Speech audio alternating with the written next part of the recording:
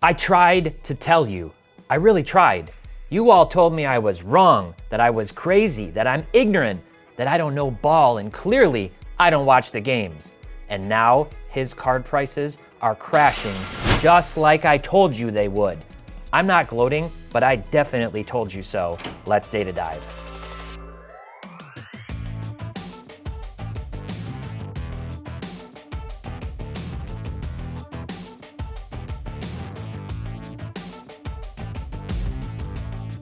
Hey everyone, welcome back to another data dive brought to you by Market Movers. It's time for another good old-fashioned desktop data review because we're already a quarter of the way into the NFL season, and boy, oh boy, are some players' card prices moving. Some up, some down, and we've got to talk about it. Now make sure to stick around to the end of this video because I'm going to be doing that giveaway for $60 in Cards HQ gift cards from the contest that I had with Parker last week. So thank you to all of you who voted on that video, who commented, who watched it. I'm going to be giving away $60 and making one of you more cardboard rich. And as always, if you want to get access to the same data that I'm using, visit marketmoversapp.com and sign up for your free 14-day trial of Market Movers when you use coupon code DIVE, D-I-V-E, at checkout.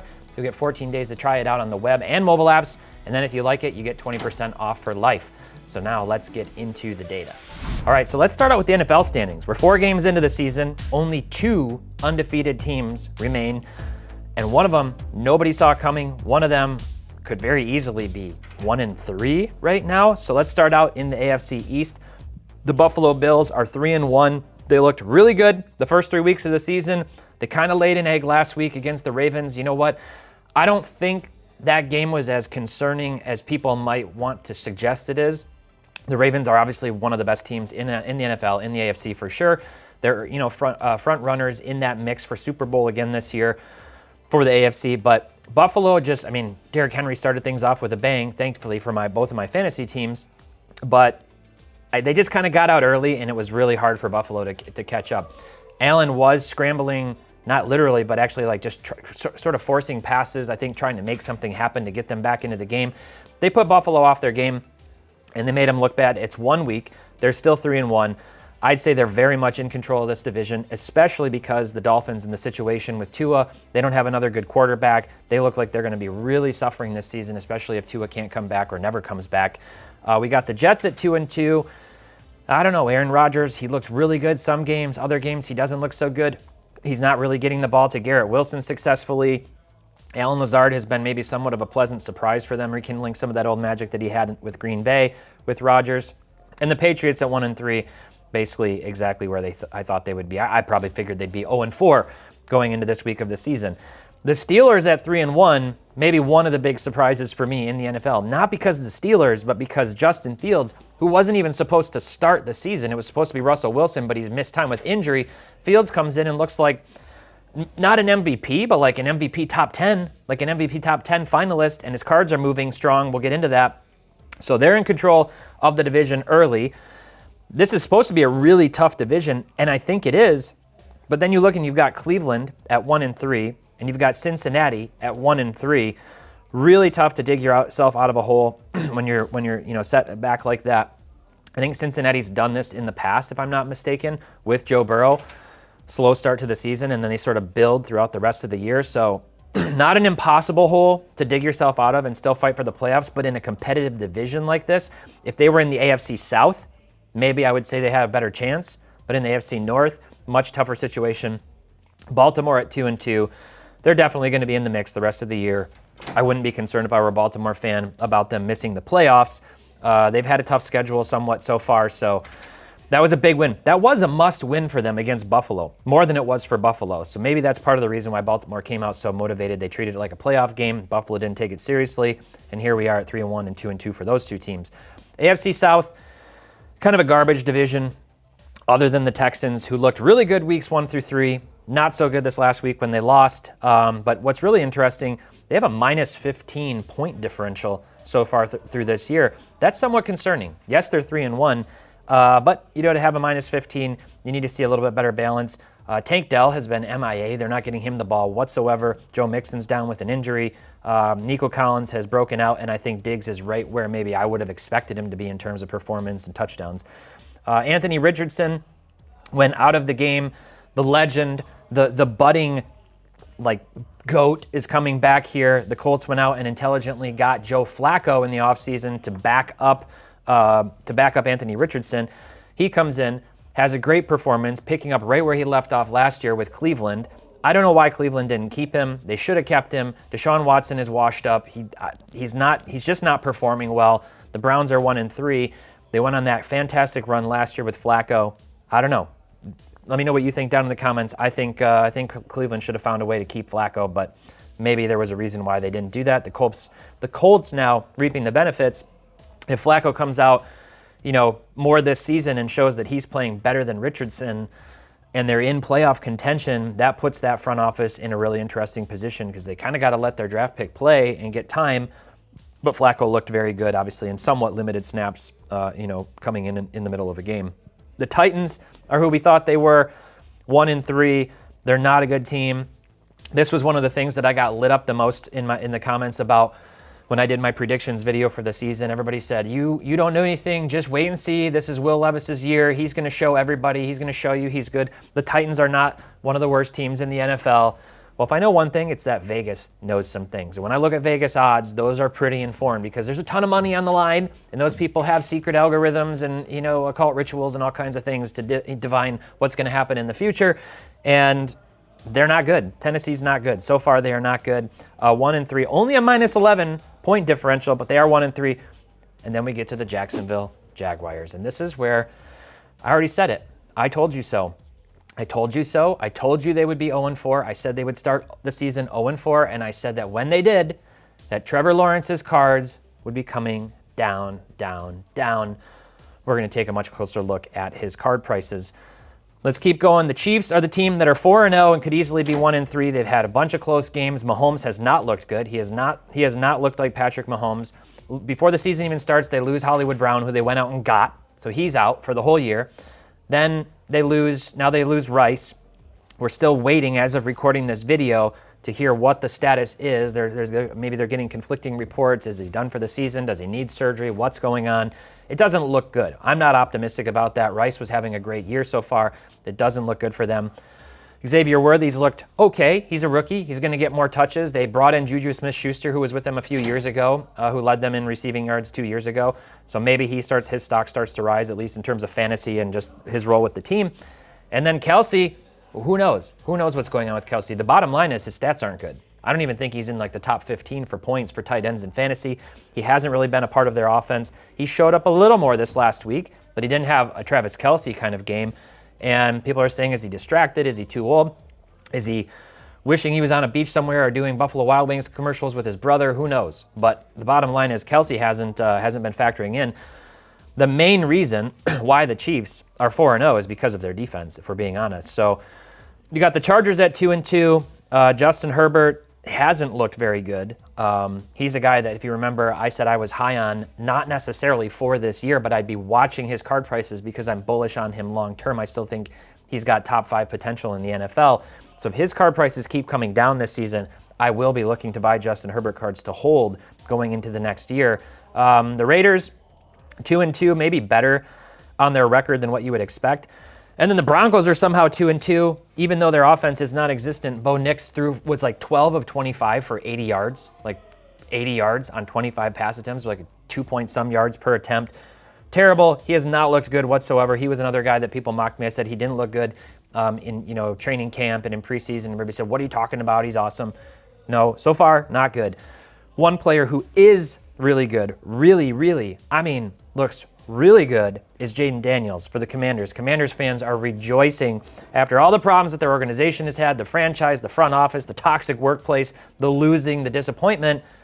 He looks even better than RG3 did. He looks like one of the 5 best quarterbacks in the NFL this year. He has like an 82% completion percentage. Unbelievable.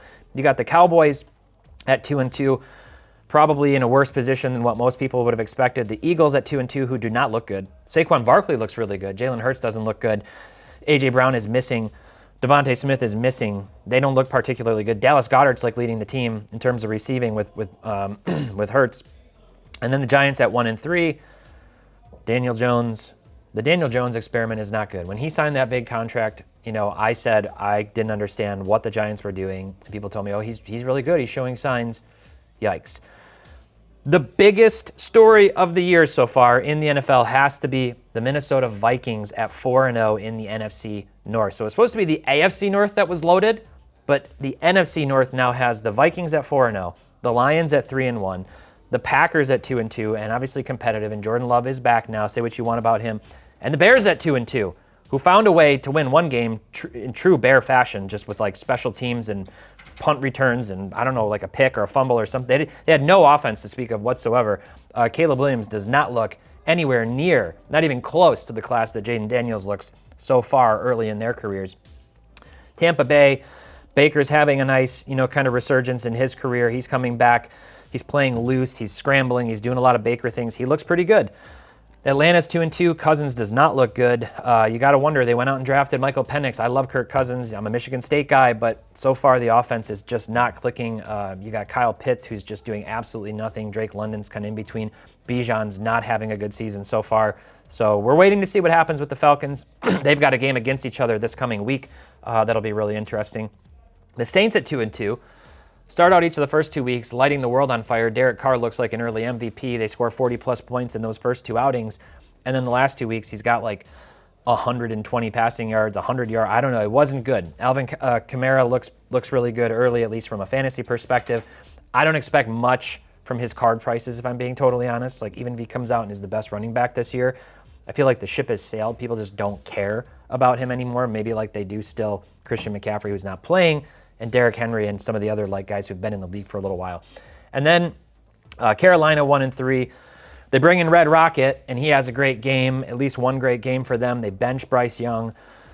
That's a disaster. I'm sorry for anybody who was holding his cards and who believed in Bryce Young in a big-time way, because that just has not gone well. And then the NFC West, Seattle Seahawks at 3-1. So Geno Smith, his cards aren't going to do anything, but he's a good quarterback. I mean, he just tried his best to keep up with the offense of the Lions in that game. It's just that Seattle's defense could not stop Detroit, thankfully, because Geno just kept responding all the way until late in that game. The Niners at 2-2. We're going to talk a little bit more about them. I'm not sure what to think about the 49ers right now, except that it doesn't actually seem like they've missed Christian McCaffrey.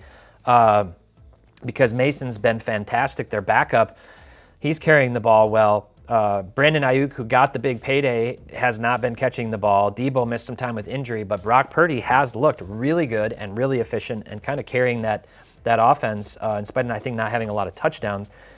And then the the Cardinals at 1-3. Kyler's looked good, and I, said he might look good. He might have some kind of gaudy stats this year, but it's the Cardinals. The team doesn't look good. Marvin Harrison Jr. looks fantastic after that week 1 flop. And then the Rams at 1-3, because literally their entire team, other than Kyron Williams and Matthew Stafford, are injured. Everybody. Their entire offensive line, both receivers, everybody's hurt. Really tough situation for the Rams, who maybe were expected to make another playoff run this year before that happened to their squad. So let's look at some Vegas odds like I always like to do. The Chiefs still in first place, plus 500 roughly on average. This one surprises me with the Niners at 2-2, still holding that second spot. I honestly would have expected the Ravens and the Bills to be higher than the 49ers right now. You got the Lions at plus 1,000, the Eagles at plus 1,500, the Vikings moving up big time at plus 1,600 here, kind of across the board. And then we got the rest of the story. So the Vikings are going to have to, they're off to a great start, 4-0. You got to think they have a good shot at making the playoffs now, starting that way. But there's still a lot of season left, still 13 games left in the season. So if we look at MVP odds, Mahomes just switched back into the lead with Josh Allen. And if I'm being honest, I don't understand why. I know the Chiefs are 4-0. Mahomes hasn't been anywhere close to the best player in football this year. Not even close. I wouldn't put him ahead of Josh Allen. I wouldn't put him ahead of C.J. Stroud. I wouldn't put him ahead of Lamar Jackson. I definitely wouldn't put him ahead of Sam Darnold right now, who looks like probably the MVP of the season so far. I wouldn't put him ahead of Brock Purdy, who's been more efficient and better. Jared Goff's been off and on. He went 18 for 18 in this last game and caught a touchdown, a dime from Amon-Ra St. Brown. So when I go down this list, Jaden Daniels, I got to make this bet. I don't bet. I don't know how to bet. We're in Georgia. I got to figure out somebody go to Vegas and make a bet for me on Jaden Daniels, because right now, the way he's playing, it looks like at least by the end of the season, if he keeps this up, he's got to be in the top 3-4 conversation. He has to be. He has to be. So really interesting to kind of look at these stats and just project out. Obviously, like I said, it's still very early, 4 weeks. You try not to overreact, but you kind of want to at the same time. Let's look at some stats. We got Josh Allen leading the way. QBR, honestly, I like QBR a little bit better. It's an ESPN stat, and I won't get into the calculation, but I do like it better typically than traditional passer rating. I think it's a little bit better representation. It factors in more things, and kind of it's almost like a war in baseball for quarterbacks in football. So I really like QBR. He leads the way. Andy Dalton, now in 3 games, a 76 QBR. This is the one that surprised me, though. I talked about it in the top 5 this last week. Sam Darnold, 73.5 QBR, 119 on the passer rating, higher than both Allen and Andy Dalton. He's having a fantastic year, 11 touchdowns. He's on pace for 48 passing touchdowns this year, 48 passing touchdowns, only 3 interceptions. He's been getting sacked more than some of these other guys. He's got 10 sacks, but he's making it happen. He's getting the ball to Justin Jefferson. Aaron Jones has been fantastic for them, and their defense has been good. I just didn't see this coming with the Vikings. I thought they were in a rebuilding year. They were almost considering to let Jefferson go because they were like rebuilding and didn't want to give him that big contract. I bet they're happy now that they kept him. Brock Purdy, again, efficient. Only 5 touchdowns in 4 games. But they have been scoring the football. 9.3 yards per completion. Again, this lie that Brock Purdy doesn't put the ball down the field has absolutely got to stop. He leads the league in net air yards. He leads the league in yards per attempt. Yes, he does throw screens to Debo, and they make things happen, but he gets the ball downfield. He's surgical in 15 to 20-yard passes across the middle. Give the guy some credit where it's due and stop talking trash about him. He leads the league. Let's see here. He's 2nd in yards behind Geno, who just had that massive game against the Lions. Burrow trying his best. They're 1-3. He tried to make a few valiant comebacks. Lamar's having an efficient season. He looks really good. He's going to be back in the MVP conversation probably if Baltimore is competitive and he has, continues this trajectory like he usually does. And then we kind of go down the rest of the list. So if we're working down, Derek Carr, like I said, it's a mixed bag. Kyler's there. If we kind of go to the bottom, this is where it gets a little more depressing. Like I said, Goff, the Lions are a running team. And we'll see it in the running back stats. But Montgomery and Gibbs are just like this 2-headed monster that the Lions have literally never had, ever. In the history of the team, they have never had a 1-2 punch like these guys. It's super fun to watch. They control the clock. They control the pace. And Goff had a fantastic game 4 of the season with that perfect completion percentage. But here's Trevor Lawrence down in the doldrums. Kirk Cousins, Richardson. I honestly don't know how Bo Nix is this high. Like, He hasn't done anything. He hasn't impressed me. 165 yards passing. One touchdown and 4 interceptions? 1 touchdown and 4 interceptions. So not too great there. Jordan Love now in 2 games, by the way, a 40.6 QBR, 83 passer rating. So where are the Jordan Love boys at right now? Let me know down in the comments if you still believe in him and believe that he's the guy and he's still going to keep going. I acknowledge that Herbert's not having a great season. He has nobody around him. He has no weapons, nobody to speak of. They got to bring in somebody. They should trade for Devontae Adams. I don't know if they're going to trade him in division like that, but they should try. Here's Caleb Williams. Here's Will Levis. I mean, this is really bad, by the way, like a 29.9 and a 24.6 QB rating. That's really bad. And Deshaun Watson all the way down in last place. Should have kept Joe Flacco. So this is where I want to remind everybody of a video, in case you missed it, that I did 3 months ago, and I alluded to it in the intro to this video, and it was this one. Caution, Trevor Lawrence is the next Mac Jones. I said it. Yes, I said it. I went through a series of comparisons showing you that Daniel Jones, who's criticized completely, has better stats in his career, that Gardner Minshew has identical stats to T-Law in his career. I showed you that he was, worse than Kyler, that he was worse than Baker, that he was similar to Trubisky. I went through all these stat comparisons, and then everybody in the comments just told me that I'm crazy and that I'm ignorant. For all of you that love to play the game on paper, the ignorance is incredible. Blah, blah, blah. A lot of people who like to come in and jump to the defense of Trevor Lawrence. And I said in the video, this isn't about me rooting against Trevor Lawrence. I'm rooting for the guy. I like him. For the card market's sake, I want to see #1 overall picks shine and compete and make Pro Bowls and have good careers because I think it's good for the hobby. And when it doesn't happen, then all the people who went out and overpaid with pre-baked expectations of these high draft picks, they lose their shirt, and then they don't want to stick around in the hobby, and they don't want to be here, and they don't want to participate, because if you lose hundreds or thousands or tens of thousands or more in money, sometimes hundreds of thousands of dollars for their top cards if you're in that market, it can put a pretty sour taste in your mouth and make you not want to keep going. So everybody told me I was crazy. We can look at Trevor Lawrence. He does only have one interception, but that QBR of 44.4 is not good. He's off to the worst start of his career. I think he's averaging like 150 yards per game, and in the lowest yards per attempt. Just do the math on this, and he's on pace for 17 passing touchdowns. 17 passing touchdowns for the year. That's not good. It's not going to cut it, and his card prices are going to keep coming down. So let's look at some of his cards. Let's start with some of his commodity cards here, and let's look at the last 90 days since I made that video, which was roughly 3 months ago. And his Donruss base is down 11%. His optic base PSA 10 is down 28%. His optic hollow is down 57%. And his Prism base PSA 10 is down 38%. So all of those cards are down significantly over the last 90 days. What about more high-end cards? It's even worse. Honestly, it's even worse because the percentage is there, but so is the dollar loss. It's even worse. So this Kaboom PSA 9 is down to $1,000. That's a 41% decrease. His Color Blast is down 20% in PSA 10. His Stained Glass is down 30%. And his Downtown out of Donruss from his rookie year in 2021, down 31%. So we're talking about big losses, and there's a lot of stuff, frankly, that just hasn't hit the market yet. There's a lot of big-time rare cards that just haven't sold yet because people are holding, and they're gonna get sucked into that sunk cost fallacy and keep riding the wave. If it's me, and it's my opinion, I'd get out right now. I would get out right now. I will say this. If you still believe in T-Law long-term and you believe he got that big contract so the Jags are going to have to ride the wave and you think he can make a comeback, I would wait a little bit longer. I'd wait a few more games, maybe to the mid-season point when the Jaguars are definitively out for sure of the running for the playoffs and everything, and it's going to happen. It's already happened, and it's going to happen.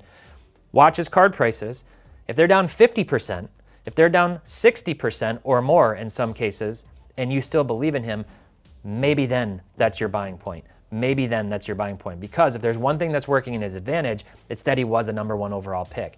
And people love to root for number 1 overall picks. He wasn't a second rounder who got good and then started to stink and came down, and there's no way his card prices are ever going back up. There are a lot of people rooting for him, pulling for this guy to be good and for his card prices to go up. So there could be a buying point if you believe in him. I'm not going to be buying any of his cards. I'm not. But some of you who were enthusiastic about him 3 months ago in the comments, maybe you would still be interested in that.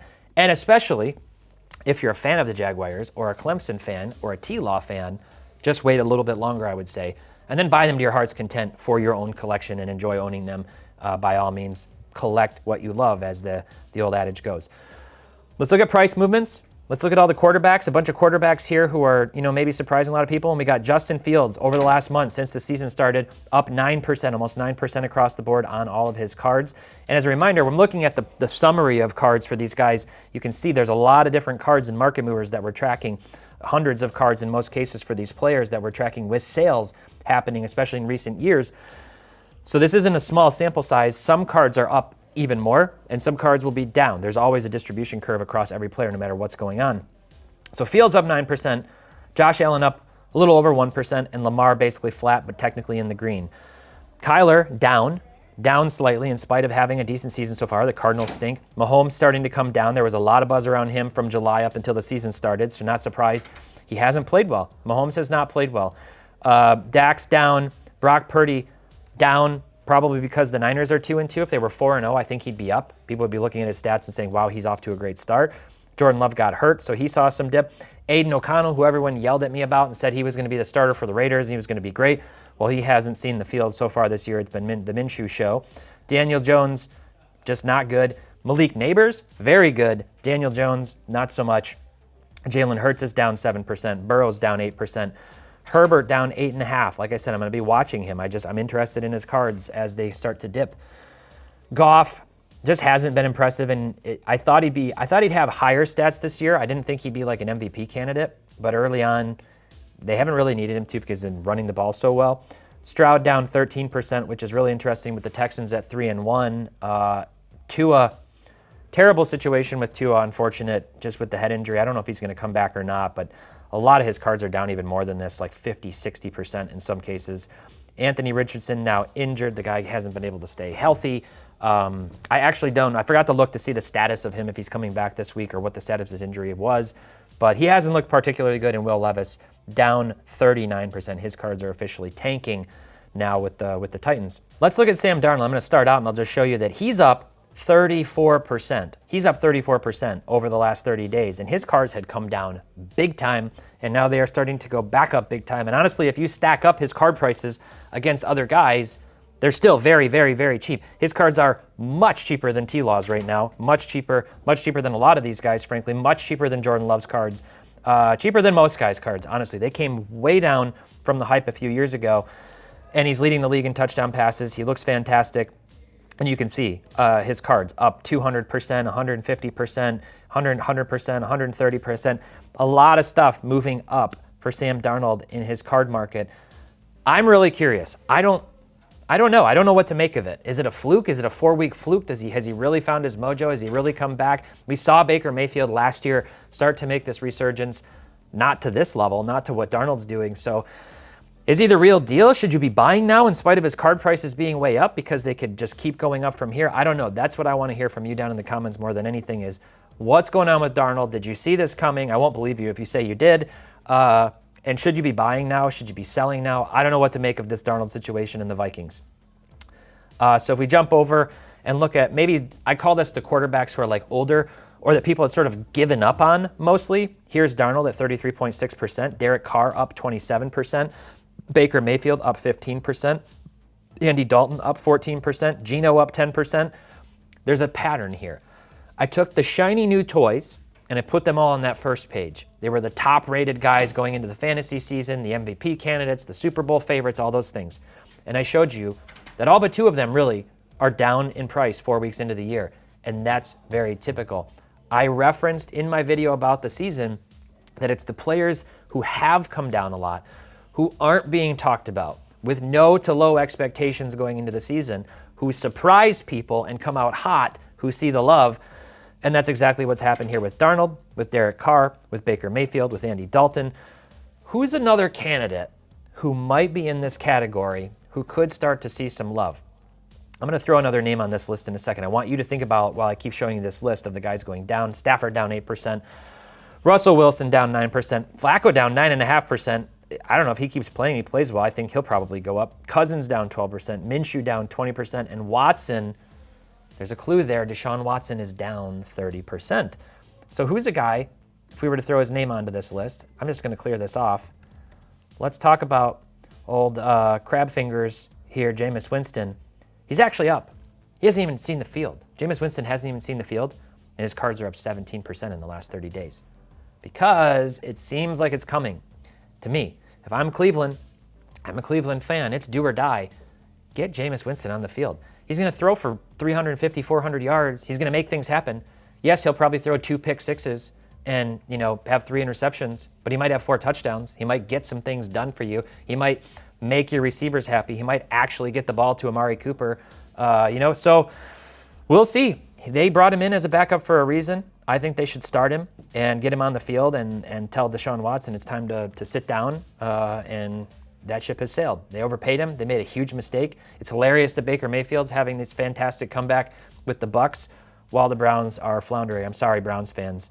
As a Lions fan, I do have a lot of pity for all of you and what you go through because I can relate over the years. Let's talk quickly about running backs and wide receivers. So I've got Derrick Henry. I said Derrick Henry, I thought, could have at least a 12 touchdown season. That's what I said about Derrick Henry going into the year. I thought he'd have a pretty solid year, 12 touchdowns. Well, right now, he's on pace for 25 touchdowns. He has 6 touchdowns in 4 games, 5 rushing, 1 receiving. He had that massive 87-yard rushing touchdown on the first play of the game this last weekend against Buffalo. He leads the league in yards with 480 yards. The big man looks really good. He doesn't look old. He doesn't look 30. Is he 30 yet? He might be 29. I got to look now. He is 30. He's 30 years old. He's going to be 31 in January this season, while this season's still going on. So he's breaking the mold. Here's Jordan Mason again, getting things done on the ground, 447 yards. I know people talk about CMC. Yes, he's not CMC, and CMC in the passing game is being missed probably too. Saquon's having as good a season as everybody had hoped and expected for the Eagles. It's not translating into wins for them. You've got Alvin Kamara, you've got Jonathan Taylor, J.K. Dobbins having a solid year for the Chargers, but I think half of that was in their first game of the year, if I'm not mistaken. So maybe the last 3 games not as much. Aaron Jones, solid so far for the Vikings, efficient at 5 yards a carry, and you can kind of keep working down the list. And then here's Gibbs and Montgomery. So put their stats together. Imagine this is just a featured back who's even doing like 80% of this workload, and you're talking about a 500-yard rusher so far, ahead of Derrick Henry. These guys are fantastic. Love watching both of them. Montgomery, they're just thunder and lightning. It's thunder. It's fun. It's music to my ears as a former running back, as somebody who grew up rooting for Barry Sanders and all those great Chiefs running backs. I love this play style. I love the game that we're seeing from the Lions, and I'm really excited about it. Let's jump over and look then at those running backs and who's doing what. So over the last 30 days, you can see Derrick Henry, 16%. He's up 16%. You remember on the video that I did heading into the National, I actually scooped a Derrick Henry rookie card. I liked the card, so I might hold it. I might look to flip it, see where it is. It wasn't a super high commodity card, but I don't know. I might consider putting that one up on eBay and seeing what I get for it. Alvin Kamara up 7%. Montgomery up 4%. Kyron Williams looks pretty good this year so far for the Rams, but I'm worried about their offense. He's up 4%. I think he'll have a good fantasy year. I don't know if he'll have a good card price year long term if the Rams end up out of contention early. I'm really surprised to see Saquon only up 2%. Really surprised by that. His card prices, though, did see a lot of run up going into the season. I bet if I go back 90 days, Barkley was up 17%. I bet if I go back 180 days, Barkley's up 14%. So he had that kind of run up with the anticipation of this year, which is probably why, that his card prices haven't come up as much in the last month. So we jump over here and look at the rest of the way. Taylor down 6.5%, A-Chain down 7%. Bijan's struggling this year, much to my surprise. I thought they'd use him. I thought he'd be really good. So far, he hasn't been. This is the one I don't understand. Jahmyr Gibbs is down 10%. There was a lot of money into his cards, and maybe that's why he was pretty hyped up going into the season, but I thought he'd be flat. I don't know, like people are liquidating Gibbs now or what. The Lions look good. They look at least decent, like playoff contenders, and he looks like a big part of it, so we'll see. And then let's jump back to the stats. Actually, I'm going to jump up here and switch to receiving, and we'll just take a look. Nico Collins leading the way in a big-time way, 122 yards per game, not even close, not even another player over 100, but Malik Neighbors looking like the good rookie draft pick for them. So they got Neighbors at almost 100 yards per game. Nico Collins, DK Metcalf. Juwan Jennings, a pleasant surprise for the 49ers, I suppose. Really surprising considering they just paid Brandon Ayuk all that money, and you got Debo, and you got George Kittle. But it's been Jennings on the team so far. Justin Jefferson in the mix. Jaden Reed, a pleasant surprise for Packer fans. Chris Godwin having a great comeback. He's kind of been forgotten about as Mike Evans, Mr. Steady Eddie, 1,000 yards and touchdowns every year, has just been good for the last 3 years. Godwin's been the guy that's been the focal point of that offense so far this year. And then CeeDee Lamb, we got Dallas Goedert, Jamar Chase. Jamison Williams was a guy that I drafted on my fantasy teams because I thought he is that deep threat, and he's had 2 really long touchdowns so far this year. He's got speed for days. Speaking of speed, multiple meanings on this one. The injury, pretty disappointing for that. Let's kind of go up and look at how many receptions we're leading here. And look, Daniel Jones is basically just like, screw it, Neighbors has got to be out there somewhere, just throwing it, and the guy's getting it. And so at least he's getting the ball to him and getting the rookie involved. You got St. Brown in 4th, so he's the guy across the middle, out routes, slant routes. He'll lay his body on the line. He'll take a hit. They use him in that short game, and then he tends to make things happen. Wan'Dale Robinson getting a lot of receptions too. Jackson Smith and Jigba showing up now after kind of a slower rookie year. So you're seeing some different names here. Let's look at touchdowns. Jefferson, Marvin Harrison Jr., he's another guy that Kyler's just sort of chucking it up to, and he's going up and get it. And then you got Godwin and Evans both at 3 touchdowns as well. So what's going on with the wide receiver market?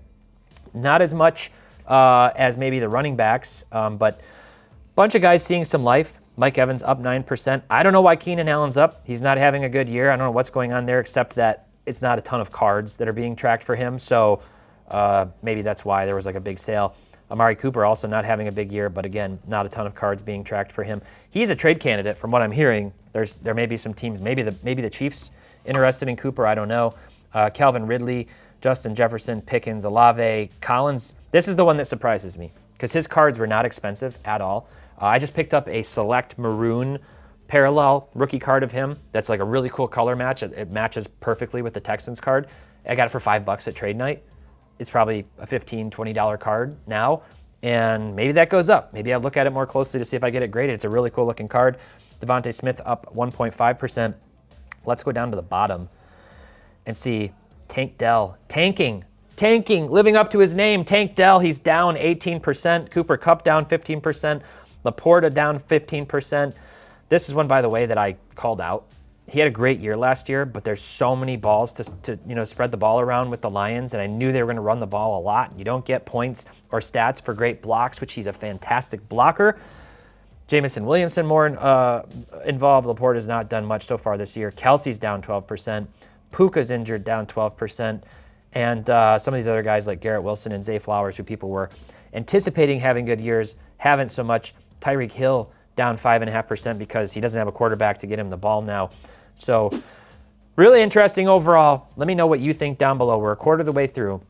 Who are your Super Bowl and MVP favorites? And who do you think either up right now is still a buy, like somebody like Sam Darnold? Do you think any of these hot players are still a buy right now with that upward momentum? Or anybody who's down or has started the season off poorly that you think could kind of have a little bit of a resurgence in the remaining 13 games? I'd love to hear your opinion down below.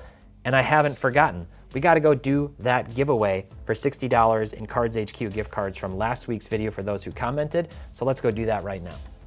All right, so here I am. This was the video last week that I did with Parker, the best cards to buy and flip right now. We did a little contest. We had a little fun.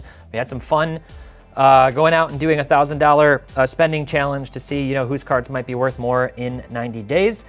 So I've got the comments, and I've got 136 unique comments. I did ask people to vote for Parker or Teapot, and if you go back to the comments, I didn't tally them all up, but I can say by a landslide, I won the contest. We'll see in 90 days who ultimately paid off better, but I'd say right now I won, especially with Ohtani's 50-50 milestone and some of the other stuff, and Parker had like 3 Rashee Rice cards that obviously haven't worked out. So we'll see.